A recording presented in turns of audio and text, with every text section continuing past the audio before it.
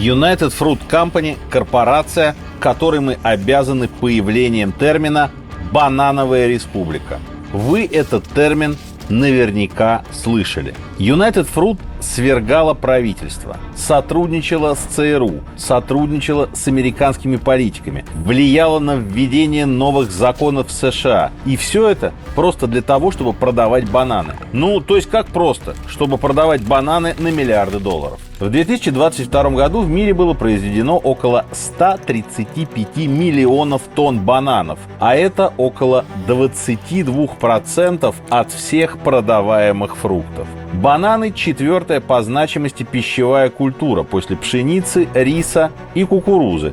Но так было не всегда. До середины 19 века бананы ели только жители тропиков. И не потому, что все остальные о них не знали. Испанские хронисты писали о бананах уже в середине 16 века. Но тогда считалось, что созревший банан невозможно довести не только до Европы, но и до Северной Америки. Ключевое слово тут «созревший». Все изменил случай. В 1870 году молодой американский капитан по имени Лоренцо Доу Бейкер на обратном пути из Венесуэлы остановился на ремонт в ямайском порту Сан-Антонио. Прогуливаясь по набережной, он искал какой-нибудь груз или пассажиров, чтобы не возвращаться порожняком. Начальник порта предложил гроздь со странными вытянутыми фруктами, похожими формой на огурец. Бейкер рискнул взять 450 зеленых гроздей по 10 центов за штуку. Через 11 дней в ближайшем порту Нью-Джерси он продал дозревшие в пути бананы по $2 за гроздь и понял, что это джекпот.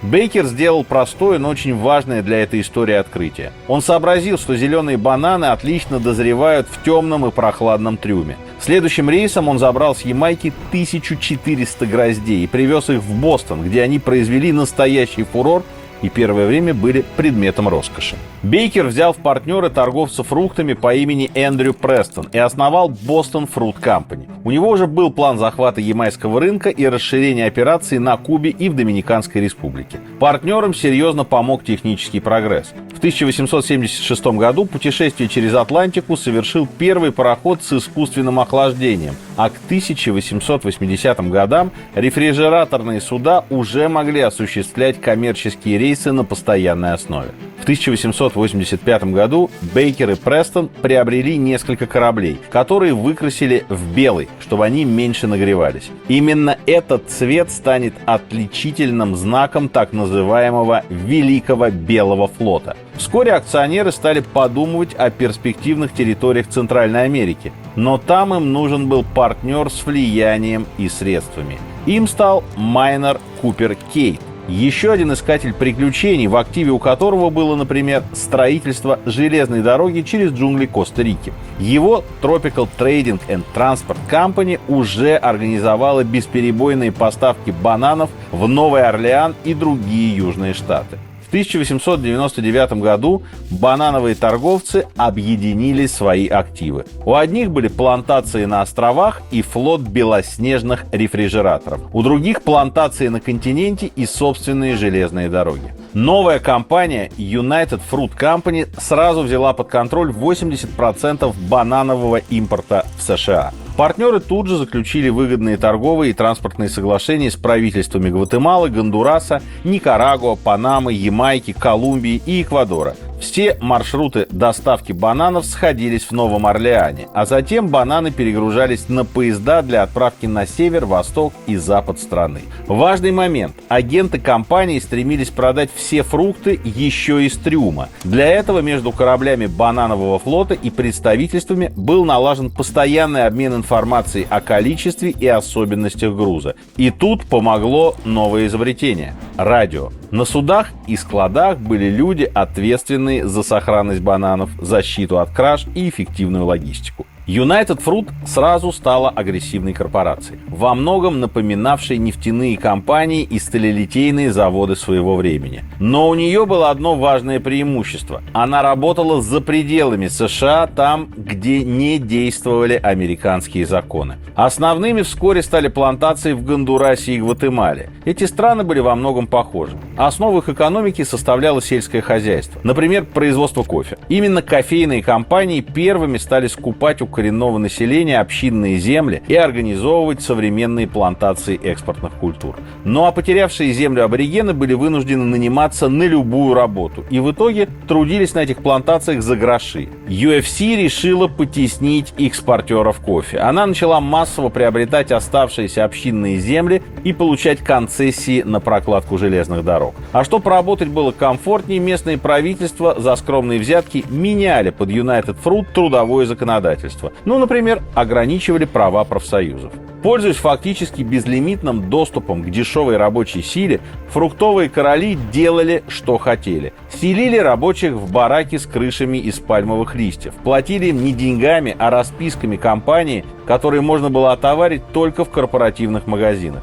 Это было что-то вроде узаконенного рабовладения. Конечно, насильно рабочих никто не удерживал, можно было уйти в любой момент и свободно умереть от голода. В 1901 году правительство Гватемалы наняло United Fruit Company для управления почтовой службой страны, а в 1905 году компания получила от президента страны налоговые льготы, земельные гранты и контроль над всеми железными дорогами на атлантической стороне Гватемалы. К тому моменту United Fruit контролировала 42% территории Гватемалы. Надо ли говорить, что все это было дико прибыльно? Когда в 1911 году президент Гондураса отдал United Fruit монополию на производство бананов в стране, конкуренты посчитали, что дешевле будет организовать государственный переворот, и действительно его организовали. Каково было жить в этих банановых республиках? Любые попытки сопротивления безжалостно карались. Например, в 1928 году в колумбийском городе Сьенага произошла так называемая банановая бойня. Работники United Fruit Company объявили забастовку, требуя человеческих условий труда. Но бастующих расстреляли правительственные войска. К 1930 году капитализация United Fruit составила более 200 миллионов тех еще долларов, увеличившись за 30 лет в 20 раз. Компания контролировала 90% рынка импорта бананов в США, владела 1,5 миллионами гектар земли в Центральной Америке и Карибском бассейне, была крупнейшим работодателем в регионе и имела крупнейший в мире частный флот из сотни судов. За United Fruit прочно закрепилось прозвище «Эль Пульпо» – осьминог или спрут. При этом United Fruit не забывала о пиаре. На белых кораблях организовывались шикарные круизы по Карибскому бассейну. На борту к услугам пассажиров были роскошные номера, библиотека, ресторан, гольф, оркестр и другие развлечения. Собственно, с них и начались современные карибские круизы. United Fruit Company широко продвигала идею «Ешь бананы, будешь здоровым». В 1929 году был создан специальный отдел, работавший над информацией о полезных свойствах бананов, как лекарства от ожирения, давления, запоров и даже депрессии среди школьников и домохозяек. Всем желающим бесплатно рассылали рецепты блюд из бананов. Один из самых одиозных руководителей UFC пожертвовал часть своего состояния детской клинике в Новом Орлеане и многие годы спонсировал местный Тулейнский университет, построив несколько учебных корпусов и общежития для студентов. Компания на этом не останавливается и в 1941 году нанимает консультантом легендарного Эдварда Бернейса, отца современной рекламы. Он предлагает остроумный ход – вкладываться в имидж не только UFC, но и тех стран, где производятся бананы. Во время войны продажи бананов падают, и United Fruit организовывает громкую рекламную кампанию. Появляется сеньорита Чикита, мультяшный банан во фруктовой шляпке. Образ отсылает к популярной бразильской актрисе тех лет. После войны работать в Латинской Америке стало заметно труднее. Там начали появляться профсоюзы и нормальное трудовое законодательство. В 1950 году на президентских выборах в Гватемале с большим преимуществом победил полковник Хакоба Арбенс Гусман, сын швейцарского иммигранта, политик левых взглядов. Он попытался национализировать землю, принадлежавшую UFC, и раздать безземельным крестьянам. Кстати, примерно половина этой земли компания все равно не пользовалась, создавая искусственный дефицит и сдерживая натиск конкурентов. У Бернейса были хорошие знакомые, братья Даллесы. Один из них был директором ЦРУ, а другой госсекретарем США и по совместительству членом совета директоров United Fruit Company. Даллесов не пришлось долго убеждать в том, что новый президент Гватемалы настроен просоветски и что он представляет угрозу для Соединенных Штатов Америки. ЦРУ разработала операцию по свержению Хакоба Арбенса, и 18 июня 1954 года вооруженные наемники перешли границу Гватемалы со стороны Гондураса. Столицу и главный порт Гватемалы атаковали с воздуха. Уже 27 июня Арбенс подал в отставку, а его место занял глава путчистов Кастильо Армас, который свернул реформы и вернул UFC все утраченные плантации. Схожая схема, однако, не сработала на Кубе. В 1959 году Фидель Кастро провел аграрные реформы, начав с национализации активов United Fruit Company, включая сахарные заводы. В апреле 1961 года банановые короли решили повторить гватемальский сценарий и организовать вооруженный переворот с использованием кубинских иммигрантов. Оружие и подготовку предоставила ЦРУ, а корабли для вторжения, то есть Белый флот, United Fruit. Но операция, известная как высадка в заливе Свиней, провалилась и в конечном итоге косвенно привела к Карибскому кризису. Так, человечество чуть не погибло в ядерной войне из-за бананов. United Fruit после этого потребовался срочный ребрендинг, который решили начать с изменения логотипа. С 1961 года компания стала брендировать каждый банан с синей наклеечкой с надписью «Чикита». В 1969 году название сменили на United Brands Company. Поменялись ли после этого методы компании? Ну, конечно, нет. В 70-е наметился очевидный кризис в банановом бизнесе. Цены на фрукты за 20 лет практически не выросли. Уменьшилась прибыль производителей и их роль в экономиках банановых республик. Несмотря на то, что United Brands контролировала треть импорта бананов в США, она была придавлена долгами и репутационными потерями. Убытки компании усугубил ураган, который в 1974 году уничтожил большинство банановых плантаций в Гондурасе. В 1975 году разгорелся Бананагейт.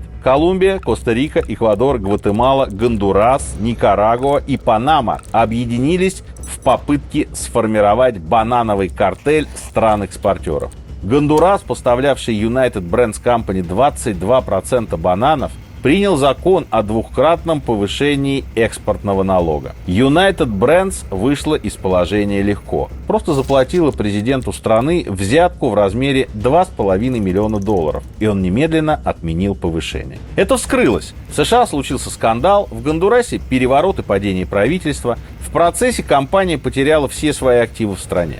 Крупнейший акционер United Brands Company покончил с собой с 44-го этажа знаменитого здания Pan American в Манхэттене. Pan American были уже героями нашего выпуска, найдите этот выпуск на нашем канале. В общем, вся эта история привела к появлению закона 1977 года о коррупционной практике за рубежом, который запретил подкупать иностранных правительственных чиновников, обязал крупные компании улучшить практику бухгалтерского учета и повысить прозрачность ведения бизнеса. Компанию в очередной раз переименовали, на этот раз в Chiquita Brands International. Поменяло ли это что-нибудь? Снова нет. В 90-е Chiquita все еще применяла методы из классического арсенала UFC. Подкуп судей, взятки чиновникам и даже прямое уничтожение грузов конкурентов. В 2000-е компанию обвиняли в связях с колумбийскими военизированными группировками. Сегодня годовой доход Chiquita Brands составляет порядка $3 миллиардов, а штат 20 тысяч сотрудников в 70 странах мира. На сайте Chiquita есть разделы и статьи о пользе бананов, рецепты блюд, об истории логотипа, но ни слова о государственных переворотах. Почему-то очень легко предположить, что где-то в недрах компании сохранился соответствующий отдел. Ну так, на всякий случай.